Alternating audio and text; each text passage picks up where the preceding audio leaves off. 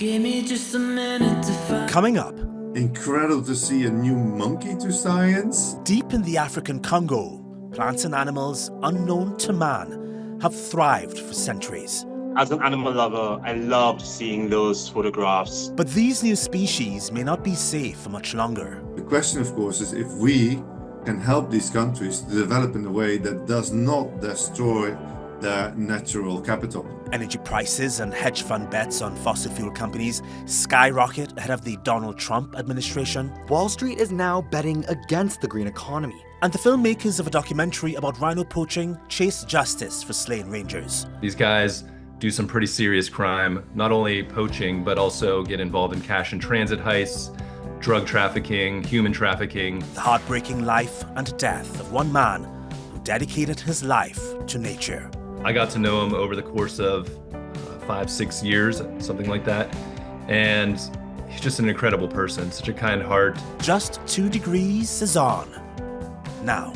People are going into one of these shops that are selling the horns. They're like, I can't wait until the rhino is extinct, because then my horn is going to be worth so much more. You can cover up the bruises. No one ever knows if you had another cruise. Pretending nothing's wrong, being someone to believe in. I'll be someone. Let's start this episode with good news for a change. New life has been discovered in Africa's Congo basin, much of which is yet to be discovered. The fact that humans had never been to this vast, pristine forest means many organisms were able to thrive undisturbed for eons.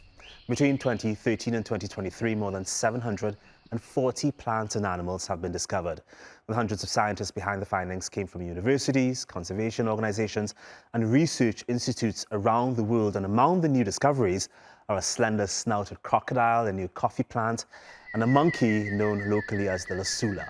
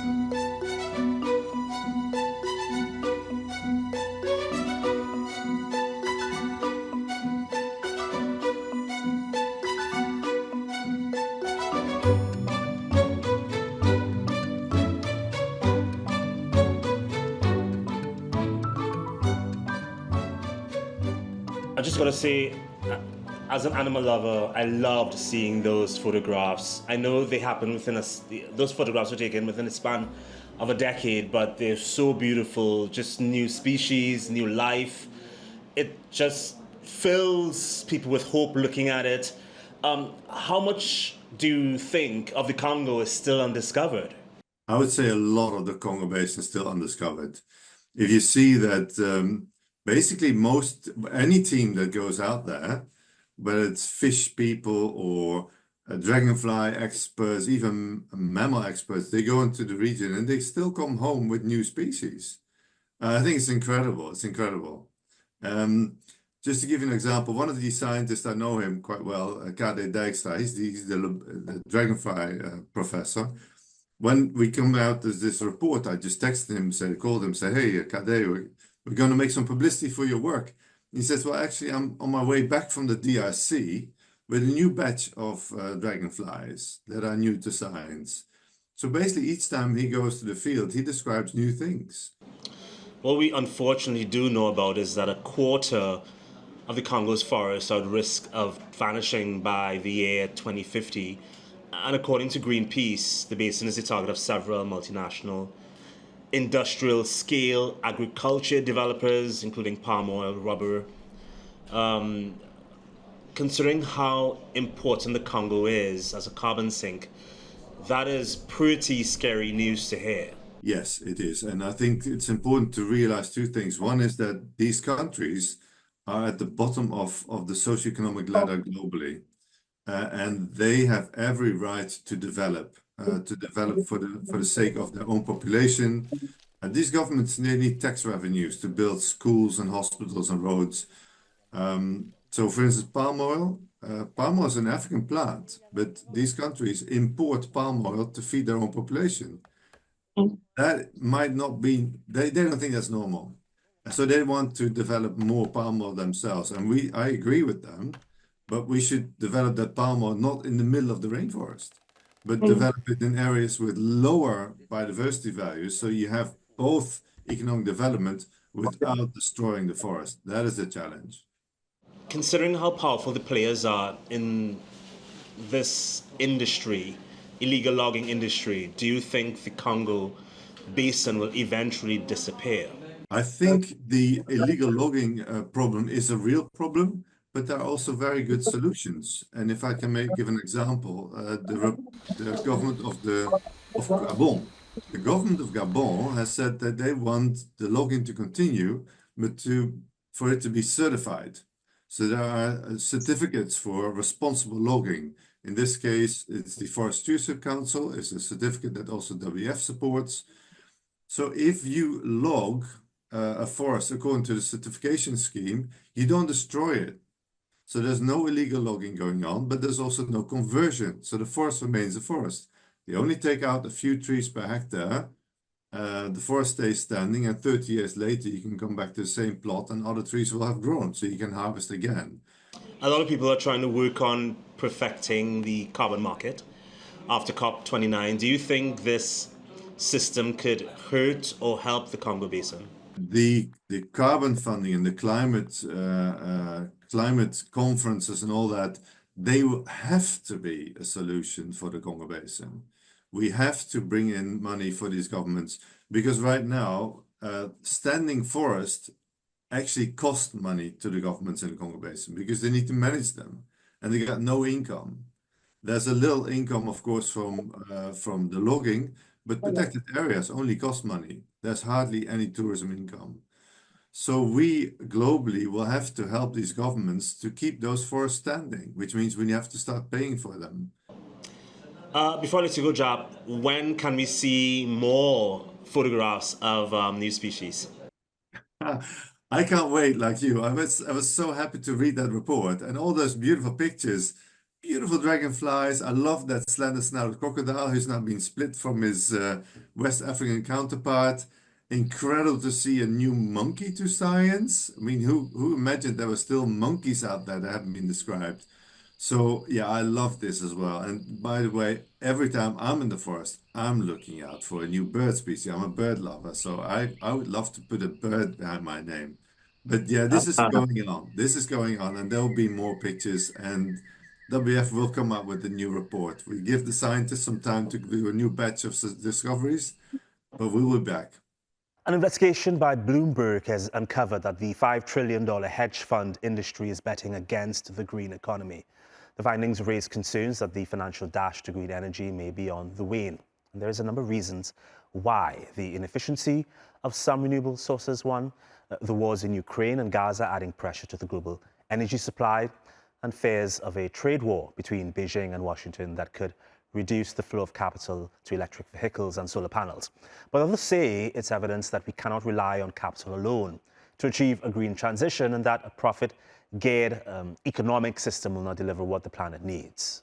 A few years ago, the green economy was the talk of the town, with investors making big bets on its future growth. Environmental social governance criteria, or ESGs, were the central theme, with companies and fund managers alike jumping on the bandwagon.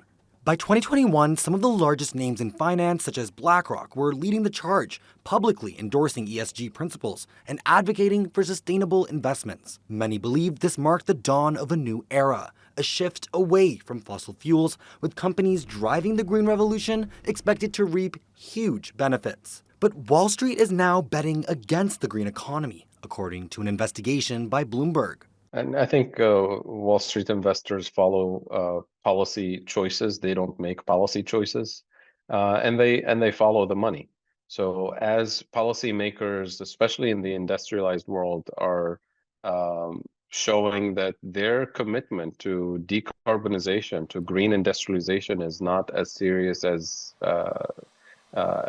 we would hope it to be, they start following the incentive. So if President Trump now is going to deregulate and further incentivize oil and gas and fossil fuel investments, and global subsidies to the fossil fuel industry will continue, then you'll see investors gravitating towards those choices. In financial terms, going long on a stock means buying shares with the expectation that the price will rise, allowing the investor to profit from the appreciation. On the other hand, shorting a stock involves betting the price will fall, allowing the investor to profit from a decline in value. And data from the firm Hazeltree shows hedge funds are placing more bets against clean energy stocks than in favor of them. Unless they're, if they change course and see that this is, turning into, risk for their balance sheets, then we'll see a change of opinion. Of the 400 stocks within the energy transition sector tracked, more investments were found to be net short than net long. And the number of hedge funds placing long bets on oil, gas, and coal companies now exceeds those betting on clean energy stocks. Countries in the developing world are building very large import capacity for liquefied natural gas. And what that's going to do is it will slow down the energy transition to renewable energy. Large amounts of liquefied natural gas at scale in Asia particularly will cause a go slow on renewable investment. The war in Ukraine and its associated energy disruptions have also had ripple effects on global energy markets. Sanctions on Russian oil and gas exports, combined with the scramble for reliable energy sources, have led some investors to double down on fossil fuels. The wealthy countries responding to the evil and cruel invasion of Ukraine by Putin have to avoid confusing the short term with the long term. That means avoid confusing the understandable necessity of backfilling the fossil fuel that Russia is withholding to blackmail the West. Sure, we understand that.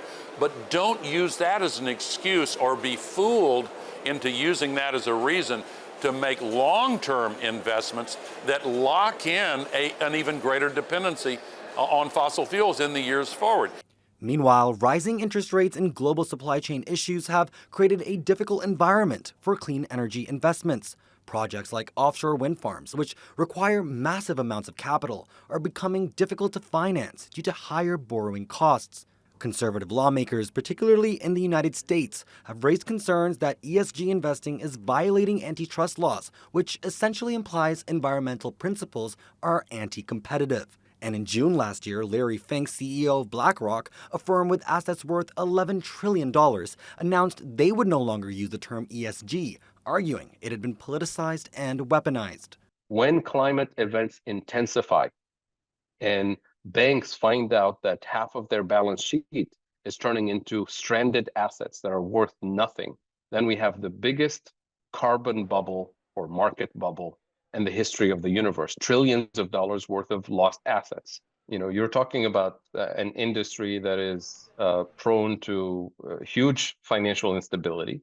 We're talking about an industry that has a track record of being wrong on a disastrous scale. Think of the 2008 financial crisis, for example. All the bets were made in the wrong direction, right? All the bets were involved in serious fraudulent activity. So we shouldn't take, bets by hedge funds today as the safest approach to address the climate or finance or economic stability. So while many initially believed that renewable energy would thrive as it became cheaper than fossil fuels, the reality is more complicated.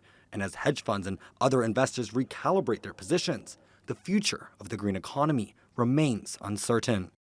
On July 26, 2022, Anton Mzimba, a Mozambican ranger who dedicated his life to protecting rhinos and nature, was murdered in his home in South Africa in front of his family 2 days after his 42nd birthday.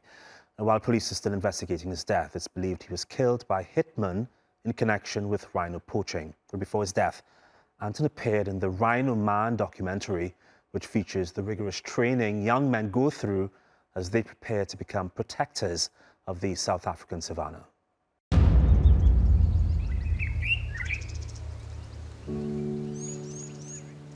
I've had an amazing career. My team and I have worked hard to ensure that our wildlife survives. But one day, not so long from now, I will hang up my boots. And as I get closer to that day, my heart grows heavy.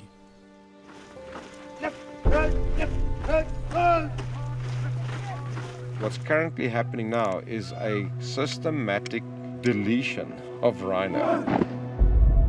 Rhino horns are literally feeding a global crime monster out there. Greed is what drives these guys. Hook the magazine in! If that poacher turns that weapon on him, hook your magazine in! The field ranger has to make a life or death decision in a single split second. Hey!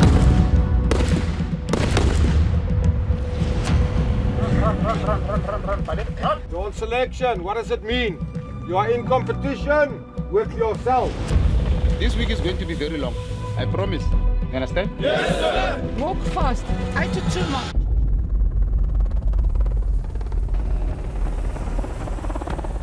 Poachers are not just people from unknown world. We are staying with them in the villages there. They know my house, they know my family. So sometimes intimidation is there. Stand back and put up your back. I'm worried these individuals might not realize what's at stake. I'll never do it again. Teamwork is everybody. Go. Now we're talking. Just to get the message that Rhino was shot somewhere. It's very painful. It's very painful.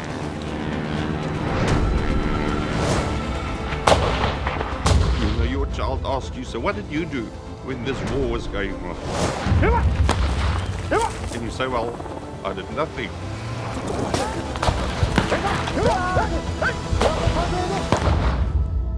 Surely that's not an answer. Before I get into everything else and the reason why we're doing this interview, how dangerous was this for you to be with these rangers who, you know, when you look above, they're running on this massive terrain. They look so small.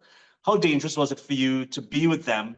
Because at one point in the film, shots are fired and the camera goes all over. The part that you talk about where the shots are being fired, that was actually the other cinematographer, Nick Smith, who's another great friend. He was there beforehand. So he was kind of there during that whole experience where they caught these poachers. And I mean, a situation like that could be very dangerous. I just felt safe with the Rangers, and my co-director, great friend, Matt Lindenberg, who started this whole project, he had already built really amazing relationships with the people that we followed.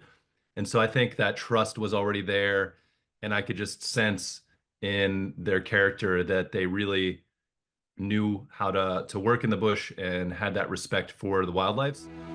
Just to get the message that Rhino was shot somewhere, it brings us the feeling that it's like we have lost one of our own family members. This is the reason why we miss our family. We stay long periods out living in uncomfortable conditions. It's because we are protecting these things.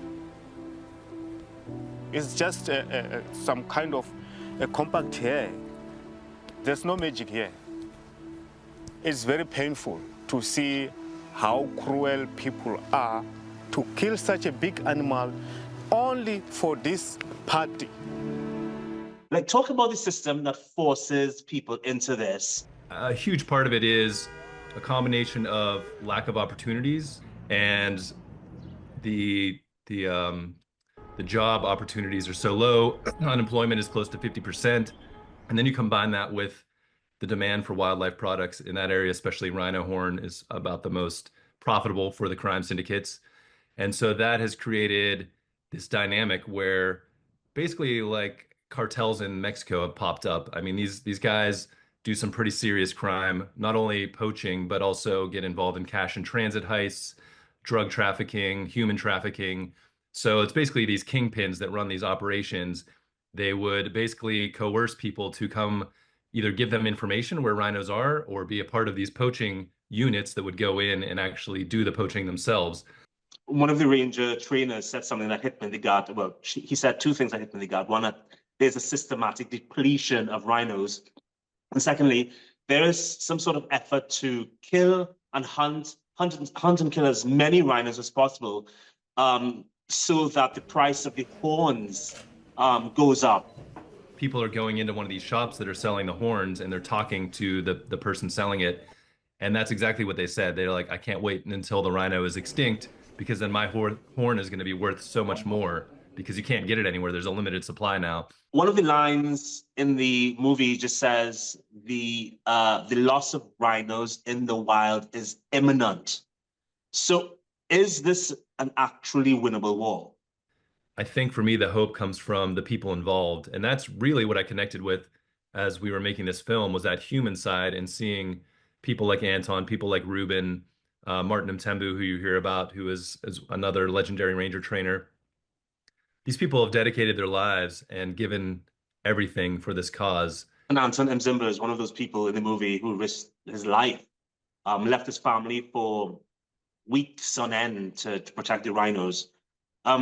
I know you are raising money to help in the investigation into his murder. You guys seem to be 100% sure that his killing was poaching related. It was really tragic. I mean, this was kind of towards the end of our production, 2022.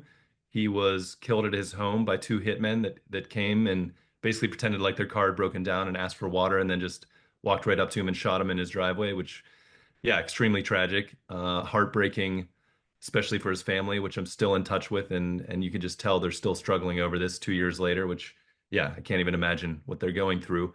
At first, I think some of the people that had this investigation maybe didn't really have justice in mind. Unfortunately, like I said, there's a lot of corruption within some of these units. And so luckily, the Hawks, which is kind of a higher priority crime unit within South African police services, has taken over the case. And I really believe that the right people now have it.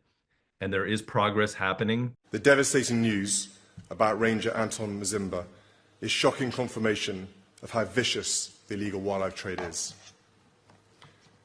Anton dedicated himself to the protection of wildlife, undertaking his role diligently and professionally, despite threats to his life. He stood up to violent criminals and paid the ultimate price. So we launched a campaign this past month, Justice for Anton Mzimba. You can go to justiceforanton.org, and there we've released a huge media kit just explaining who Anton was, his legacy, why this case is so important beyond just him, because you think about it, one of the best gets killed, and then all of a sudden, all of these rangers in this area are thinking like, hey, nothing's happening to the guys that killed this guy. It's not something that you become a field ranger overnight. It's something that has to do with a call from God that you must save the wildlife.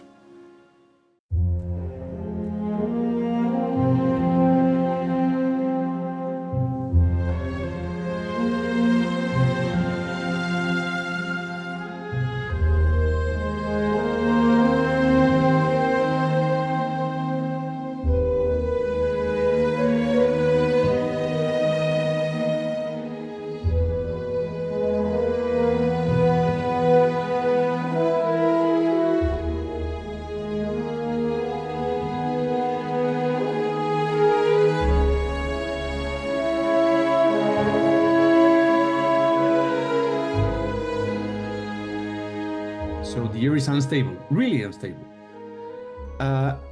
And this air that is unstable produces upward movements of the air from the surface, and moreover, this air from the surface has a lot of water vapor.